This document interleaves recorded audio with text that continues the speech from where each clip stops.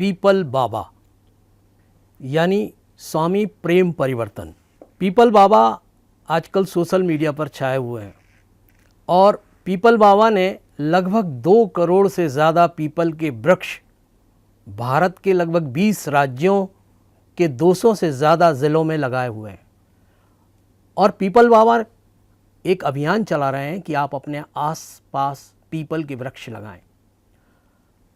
उन्होंने 11 वर्ष की उम्र से पीपल के वृक्ष लगाना शुरू किया और वो उनकी एक हॉबी थी पेड़ लगाना। फिर धीरे धीरे वो अभियान में बदल गई और आज वो युवाओं को प्रेरित कर रहे हैं कि आसपास पीपल के वृक्ष लगाएं। पीपल के वृक्ष क्यों लगाएं?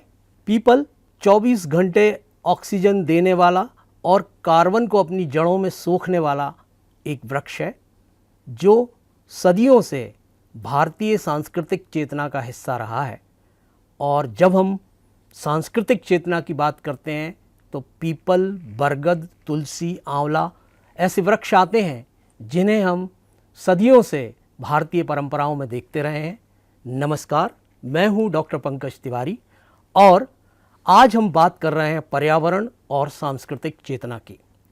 जैसा कि आप जानते हैं कि ऑनलाइन पाठ्यक्रम के अंतर्गत समाज शास्त्र में पर्यावरणीय नैतिकता विषय पर केंद्रित यह पाठ्यक्रम, जो कि विद्यार्थियों के लिए स्वयं पोर्टल पर चलाया जा रहा है, इस पूरे पाठ्यक्रम के अंतर्गत विभिन्न विषयों पर चर्चा लगातार हो रही है और उस पर व्याख्यान और डिस्कशन, चर्चा के माध्यम से आप तक पाठ्य सामग्री पहुंचाई जा रही है। तो जब हम पर्यावरण की बात करते हैं, सांस्कृतिक चेतना की बात करते हैं, तो विद्यार्थियों के लिए क्या आवश्यक है, तो आज के इस व्याख्यान में हम समझने की कोशिश करेंगे। जो हमारे उद्देश्य हैं इस व्याख्यान को समझने के लिए, उनमें सर्वप्रथम हम पर्यावरण को जानने का प्रयास करेंगे। पर्यावरण शब्द का अर्थ क्या है, पर्यावरण शब्द की परिभाषा, उसका क्षेत्र, उसका विस्तार, ये जानने की कोशिश करेंगे। भारतीय संस्कृति में पर्यावरण को लेकर जो चिंतन रहा है, जो अवधारणाएं रही हैं, उनको जानेंगे।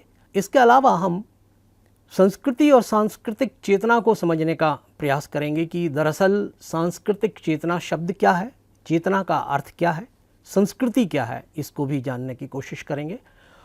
और अंत में हम कुछ उदाहरणों के द्वारा ये समझने का प्रयास करेंगे कि भारतीय विचारधारा, भारतीय मूल में जो सांस्कृतिक चेतना, मूल्य, संस्कार रहे हैं, वे किस तरह पर्यावरण में सांस्कृतिक चेतना की भूमिका को उजागर करते हैं। तो सबसे पहले हम समझते हैं कि पर्यावरण क्या है। पर्यावरण की अनेक परिभाषाएं आपको इंटरनेट पर दिखाई देंगी, किताबों पर मिलेंगी। पर्यावरण आप देखेंगे कि दूसरी तीसरी कक्षा से लेकर और आज पोस्ट ग्रेजुएशन और पर्यावरण में इंजीनियरिंग तक के पाठ्यक्रम उपलब्ध हैं। लेकिन पर्यावरण शब्द का अर्थ क्या है और पर्यावरण को आप किस तरह समझेंगे, एक सहज और सरल तरीके से पर्यावरण को मैं यहाँ पर समझाने की कोशिश कर रहा हूँ। तो जब भी हम किसी चर्चा को शुरू करते हैं और किसी कॉन्सेप्ट, किसी अवधारणा को समझने की कोशिश करते हैं, तो हम शाब्दिक अर्थ से उसे समझने का प्रयास करते हैं। पर्यावरण, परि संस्कृत शब्द का एक उपसर्ग है और संस्कृत में परि का अर्थ होता है सर्वतोभाव, चारों ओर, घेरना, नियम, क्रम और भी कई अर्थों में इसको लोग प्रयुक्त करते हैं। यहाँ परि का अर्थ है चारों ओर और आवरण का अर्थ होता है ढकना, किसी चीज़ को चारों ओर से घेर लेना, ये आवरण है।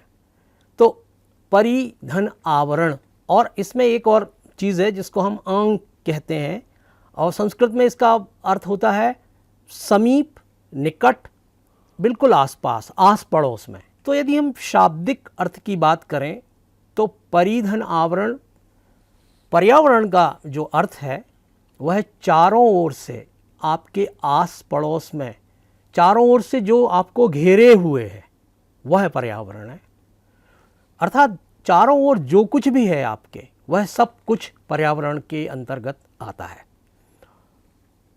इसमें आप देखेंगे कि जो जीव जंतु हैं, वनस्पतियां हैं, जलमंडल है, नदियां हैं, सब महासागर हैं, ये सब पर्यावरण के हिस्से हैं। आपके चारों ओर जो कुछ भी दिखाई दे रहा है, सजीव और निर्जीव वस्तुएं, वे सभी पर्यावरण हैं। और वो किसी ना किसी रूप में जो मानव है, वनस्पतियां हैं और जीव हैं, उनके ऊपर इन सभी चीज़ों का परस्पर प्रभाव है, इनकी परस्पर प्रतिक्रिया है, क्रिया है, ये सब कुछ मिलाकर पर्यावरण बनता है। तो एक व्यापक अर्थ में देखा जाए तो हम कह सकते हैं कि पर्यावरण का मतलब है हमारे घर से लेकर पूरी पृथ्वी, पूरा आकाश, अंतरिक्ष, आकाशगंगा, ब्रह्मांड, ब्रह्मांडों के भी कई ब्रह्मांड, मतलब जो हमारी पूरी सृष्टि है, ये सभी कुछ पर्यावरण है। और पर्यावरण का अर्थ जो है वो इतना व्यापक है, इसको समझना चाहिए। पर्यावरण शब्द का अर्थ बहुत व्यापक है और इसमें होने वाले जितनी भी क्रियाएं, प्रतिक्रियाएं, प्रभाव, ये सभी एक दूसरे के पूरक हैं। मानव पर्यावरण पर प्रभाव डालता है, पर्यावरण मानव पर प्रभाव डालते हैं और इसके विभिन्न अध्ययन हुए हैं, स्थितियां, परिस्थितियां। इसीलिए पर्यावरण के आगे एक और शब्द आएगा जिसको हम कहेंगे पारिस्थितिकी, इकोलॉजी, इकोसिस्टम। इसकी चर्चा हम अगले व्याख्यान में करेंगे। तो पर्यावरण शब्द को भली भांति समझने के लिए आपको व्यापकता का सहारा लेना पड़ेगा। ये जो पूरा विराट परिदृश्य है, इसको हम पर्यावरण कहते हैं।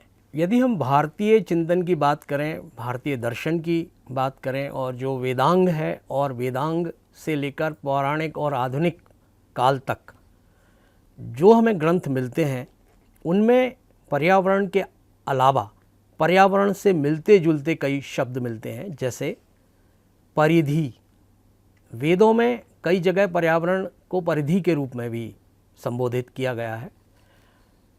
परिधि के अलावा वातावरण, परिवेश, मंडल, ये शब्द हैं, इसका अर्थ पर्यावरण जैसा ही हमें प्रतीत होता है।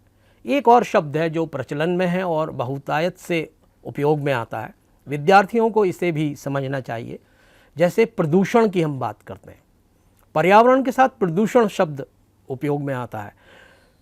प्रदूषण का मतलब सभी जानते हैं, पॉल्यूशन जिसको अंग्रेजी में कहते हैं। प्रदूषण शब्द मुझे लगता है कि शायद 200 साल पहले उसका उपयोग कम होता होगा या ना के बराबर होगा। जो पिछले 200 साल रहे हैं भारतीय सभ्यता के या विश्व सभ्यता के, पूरे विश्व में जो प्राकृतिक संसाधन हैं, जो हमारा भूमंडल है, जलमंडल है और वायुमंडल है, इसके साथ जो लगातार मानवीय क्रियाएं हुई हैं और उसके प्रतिक्रिया के फलस्वरूप जो विक्षोभ उत्पन्न हुआ है, जो विकृति उत्पन्न हुई है, उससे पर्यावरण प्रदूषित हो गया और हमें एक शब्द की आवश्यकता हुई जिसका नाम है प्रदूषण।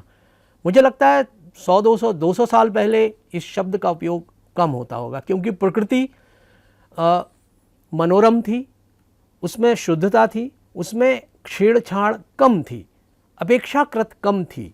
इसके कारण प्रदूषण शब्द का उपयोग नहीं होता था या ना के बराबर होता था।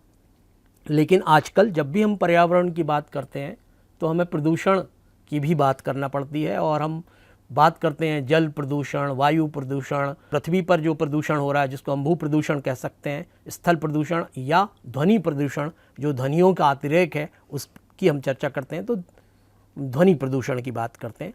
तो ये शब्द भी समझना ज़रूरी है। अब हम ये बात करते हैं कि जो भारतीय संस्कृति है और उसमें कौन से ऐसे विचार हैं, कौन से ऐसे मूल्य हैं जो इसकी चेतना में आए। तो इसके पहले सबसे पहले ये जानना ज़रूरी है कि संस्कृति क्या है। मैं बहुत संक्षेप में आपको बताना चाहूँगा कि संस्कृति क्या है। संस्कृति का मतलब है संस्कार करना, परिमार्जन करना, बेहतर बनाना, जिसको हम कह सकते हैं, चीज़ों को बेहतर बनाना। संस्कार से संस्कृति शब्द आता है और संस्कृति शब्द भी बहुत व्यापक है।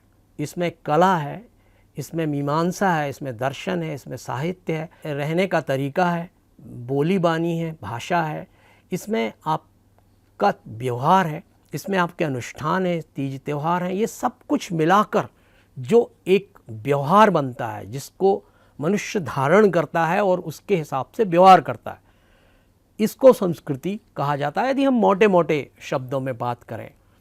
और संस्कृति शब्द के बारे में भी गहनता से हम विचार आगे करेंगे, लेकिन संस्कृति शब्द से एक शब्द बनता है जिसका नाम है सांस्कृतिक। तो सांस्कृतिक और चेतना दो शब्द हैं। तो हमारा जो टाइटल है जिस पर हम आज बात कर रहे हैं वो है पर्यावरण और सांस्कृतिक चेतना।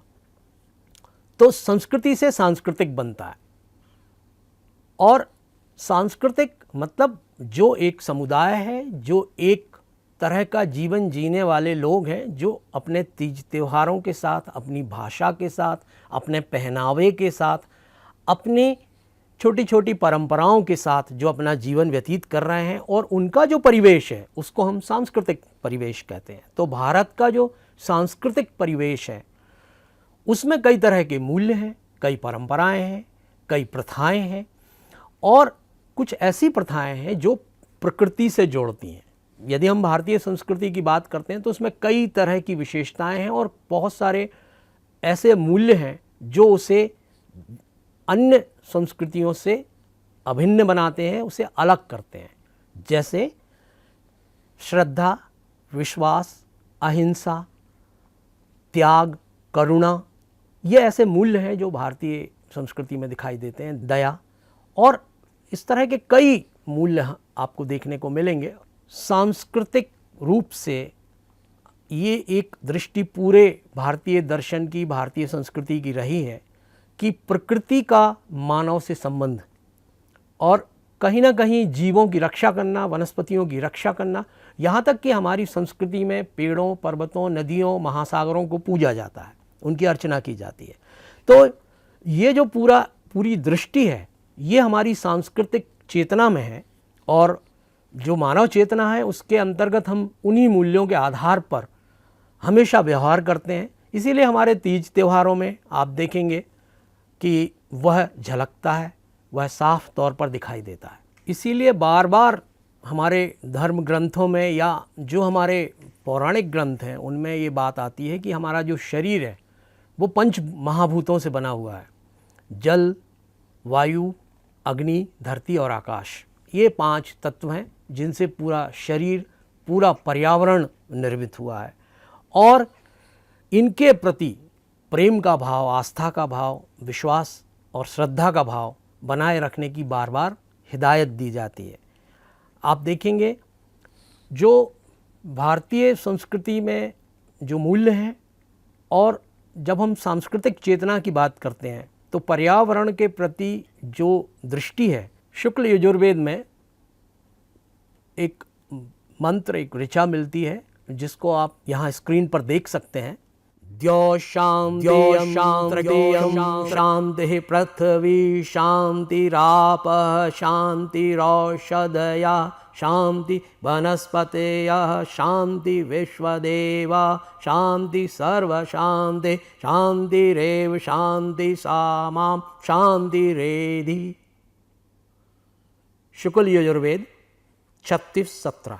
तो यह जो श्लोक है यह पूरा व्यापक हमारा पर्यावरण है उसके शांति, उसके संतुलन और उसको ज्ञान की दशा में रहने के लिए एक प्रार्थना है। देवलोक का मतलब है आकाश, अंतरिक्ष, नक्षत्र युक्त अंतरिक्ष, पृथ्वी, औषधियाँ, वनस्पतियाँ, जीव जंतु, जड़ चेतन, जैविक और अजैविक घटक, ये सभी शांत रहें, संयमित रहें और संतुलित होकर ज्ञानपूर्वक अपना संचरण करें, और इससे मानव में शांति की स्थापना हो और सभी शांति को धारण करें। इस तरह की जो ये सार्वभौमिक प्रार्थना है जो भारत में, भारतीय सांस्कृतिक चेतना में सदियों से रही है, और हमेशा किसी भी अनुष्ठान, किसी भी तीज त्यौहार पर जब भी किसी तरह का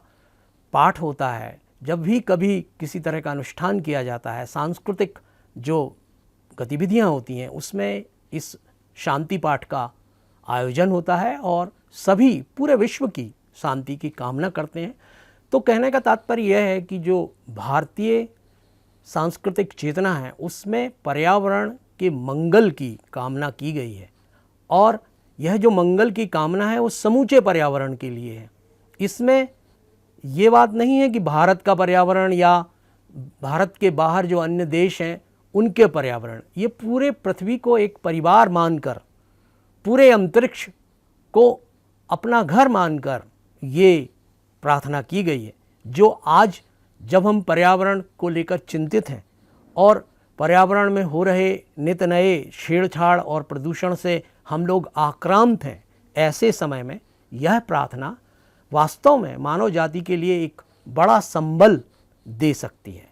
तो यदि हम इस सार्वभौमिक प्रार्थना का संदर्भ लेते हैं तो सांस्कृतिक चेतना का अभिप्राय स्पष्ट हो जाता है कि जब भी हम सांस्कृतिक चेतना की बात करते हैं तो संस्कृति में निहित उन मूल्यों का पालन करना, उन संस्कारों को धारण करना और अपने जीवन काल में उन सिद्धांतों नियमों को पालन करना। जैसे मैं यहाँ पर एक छोटा सा उदाहरण देना चाहूँगा कि बुंदेलखंड में और यहाँ पर जो आसपास के इलाकों में चौमासा की परंपरा देखने को मिलती है।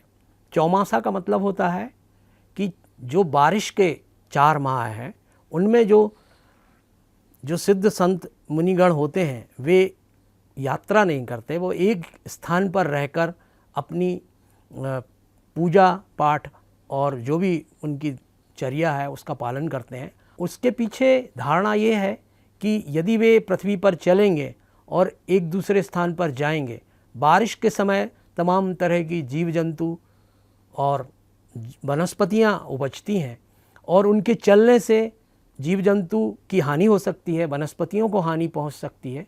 इसलिए वे एक स्थान पर रहते हैं और कोशिश करते हैं कि जो हमारा बायोडाइवर्सिटी, जिसको हम जैव विविधता की बात कर रहे हैं और हम ये कह रहे हैं कि जैव विविधता नष्ट हो रही है, तो उसको बचाने की दिशा में यह एक बहुत बड़ा क्रम है जो हमें भारतीय संस्कृति से मिलता है।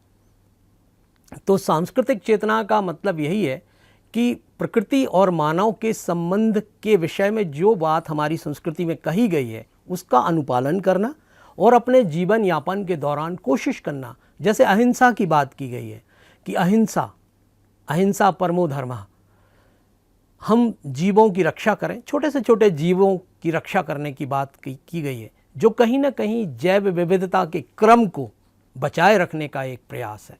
हम वर्तमान परिदृश्य की यदि चर्चा करें तो आप देख सकते हैं कि पूरे विश्व में कई तरह से पर्यावरण खतरे में है और उसके कारण कई नई चुनौतियां हमारे सामने आ रही हैं, जिसमें कि कई चीज़ें हैं। ग्लेशियर पिघल रहे हैं, समुद्र का जल स्तर बढ़ रहा है, तापक्रम में लगातार वृद्धि हो रही है और हमारा जो जीवमंडल है वो कहीं ना कहीं इससे प्रभावित हो रहा है।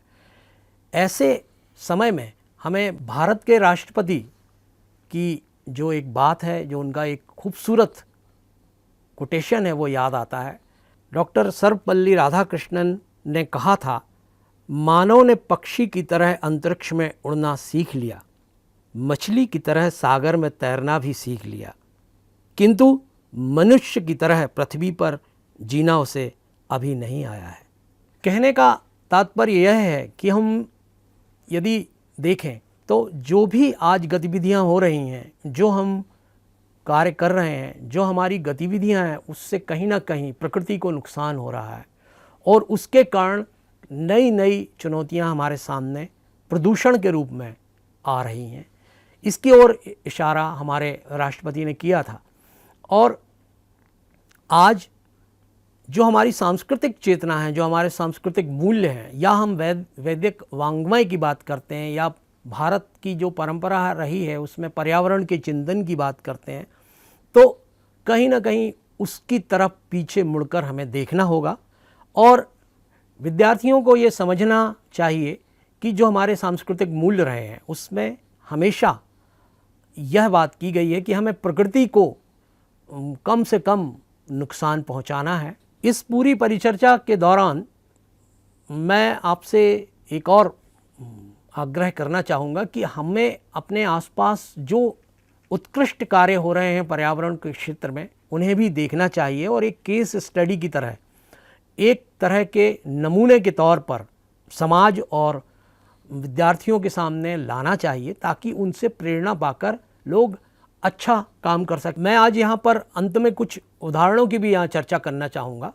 जैसे कि आपने नाम सुना होगा कि जो राजस्थान का बिश्नोई समाज है, बिश्नोई समाज की बड़ी सुंदर परंपराएं हैं और उनके पूज्य गुरुदेव हैं जंबेश्वर जी, उन्होंने 29 शिक्षाओं को दिया था। उनमें से 9 शिक्षाएं ऐसी हैं जो सीधे सीधे पर्यावरण संरक्षण का काम करती हैं।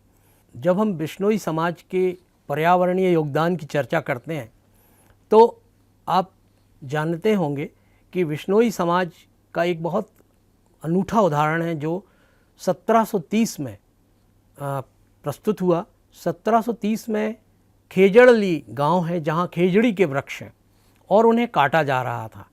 तो वहां के जो स्त्री पुरुष थे उन्होंने वृक्षों को पकड़ लिया और इस तरह 363 लोगों ने अपना बलिदान दिया और उन्हें उन वृक्षों को काटने से रोका। इस तरह एक बहुत बड़ी परंपरा की स्थापना हुई और फिर पूरे राजस्थान में खेजड़ी के वृक्षों को कोई नहीं काटता।